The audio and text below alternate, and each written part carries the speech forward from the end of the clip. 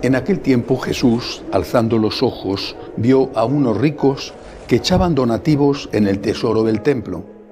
Vio también a una viuda pobre que echaba 2 monedillas, y dijo: en verdad os digo que esa viuda pobre ha echado más que todos, porque todos esos han contribuido a los donativos con lo que les sobra, pero ella, que pasa necesidad, ha echado todo lo que tenía para vivir. Palabra del Señor. Hoy celebramos una fiesta de la Virgen, la fiesta de la presentación de María en el templo. No la fiesta de la presentación del niño Jesús, que será en febrero, sino la presentación de María, cuando su papá y su mamá, San Joaquín y Santa Ana, cumpliendo la tradición judía, la llevaron a ofrecerla al Señor al templo. La fiesta de la presentación de María. Toda fiesta de la Virgen es un motivo de alegría y, por lo menos para mí, estoy seguro que para todo buen católico, es un día de fiesta especial. ¿Qué es lo que nosotros debemos recordar hoy o qué tenemos que aprender de este momento familiar en que los papás llevan a su hijo a ofrecérselo al Señor? Lo que nosotros tenemos que aprender es precisamente hacer esa presentación. Presentar al Señor nuestra alma y el alma de los nuestros. Llevar a Dios a los nuestros. Presentárselos a Dios. A mí me gusta mucho el significado de la palabra pontífice. Era un título anterior al cristianismo. Era el título que tenían los sumos sacerdotes en la Roma pagana. Pontifex. Había muchos pontifex, muchos pontífices, y había uno solo que era el Pontifex Maximus, el pontífice máximo. Pero el pontífice viene de la palabra ponte, puente. El pontífice era, además del sumo sacerdote, etc., el que tenía la misión de mantener en buen estado los puentes que cruzaban el Tíber, el río, que en parte bordeaba a Roma. El río que, desembocando en el mar, servía como canal de comunicación para la entrada y salida de mercancías. El pontífice tenía que encargarse de que esos puentes que unían las 2 orillas estuvieran en buen estado y pudieran transitar personas y mercancías. El pontífice de cada familia somos nosotros. Hay un sumo pontífice, el Santo Padre, pero cada uno de nosotros es el pontífice de su familia, es decir, el que tiene que mantener el puente en buen uso, el que tiene que ser incluso el propio puente. Soy el puente de mi familia cuando en la orilla de Dios intercedo por ellos. Señor, perdónales, Señor, ayúdales, Señor, dales tu gracia, Señor, ayúdales en esta enfermedad, Señor, ayúdales en este problema que tienen, Señor, dale trabajo, Señor. Una y otra vez, sin cansarnos, como Santa Mónica no se cansaba de suplicar a Dios la gracia para la conversión de su hijo. Una y otra vez derramando nuestras lágrimas por los nuestros. Somos los abogados de nuestra familia ante Dios. A veces incluso puede ocurrir, y por desgracia muchas veces sucede, que somos los únicos, que ya la familia se ha alejado de Dios, fueron educados en la fe, recibieron los sacramentos, en otros casos ya ni eso, pero se han alejado, se han llenado de soberbia, les han lavado el cerebro, les han hecho ver que tener fe es una cosa anticuada, y en ese alejamiento de Dios han cortado con sus raíces, han cortado con aquella formación maravillosa que fue y sigue siendo, aunque no se den cuenta, tan importante en su vida. Son buenas personas, dicen muchos padres, pero no tienen fe, es decir, viven de la herencia, pero ya no incrementan la herencia que poco a poco se va gastando y que pasará a la siguiente generación muy mermada. Si los hijos vivieron de la herencia, los nietos tendrán ya muy poca herencia que recibir, como por desgracia sucede. Pues bien, nosotros somos los pontífices, los que abogamos por los nuestros de forma incansable, ofreciendo nuestra oración, nuestro sacrificio, la aceptación de nuestros propios problemas, pidiendo por los nuestros. Pero el puente une dos orillas. Ante Dios somos los abogados de los nuestros, pero ante los nuestros somos los abogados de Dios.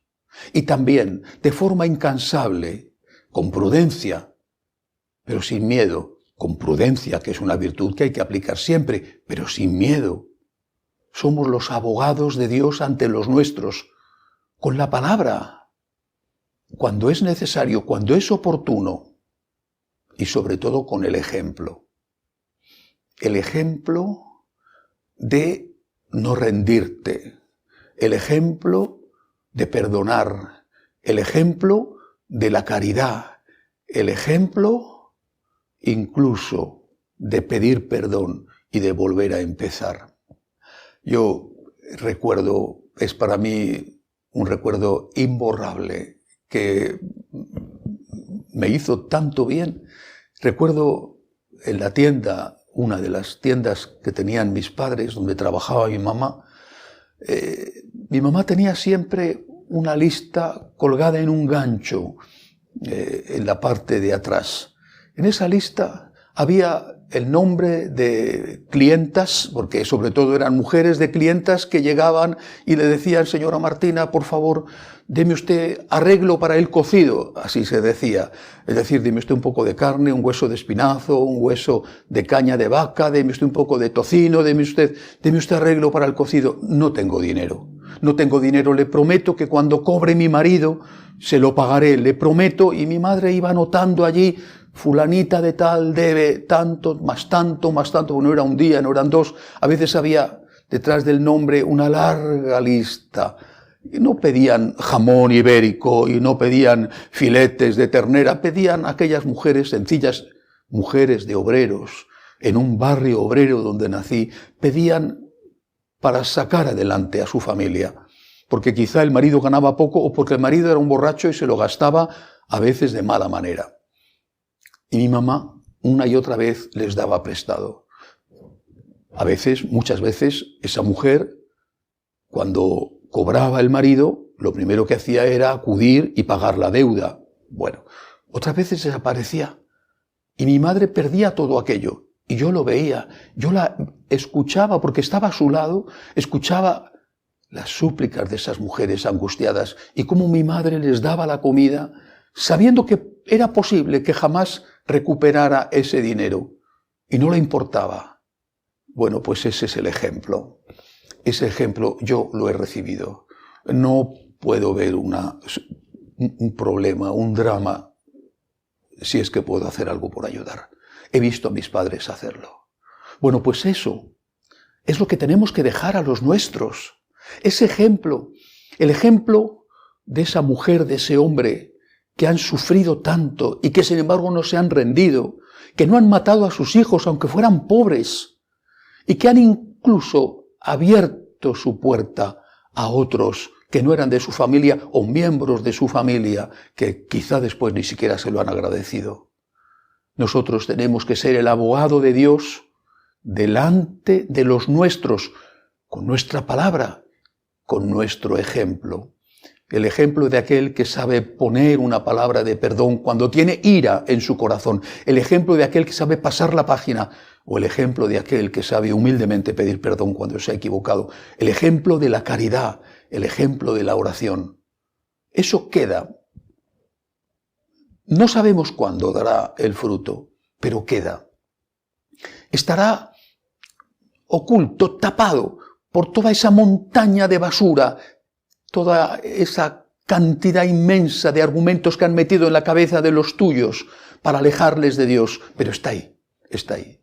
Y quizá cuando ellos pasen sus propios problemas, cuando todas esas cosas que les han dicho no les sirvan para hacer frente a esos problemas, se recuerden.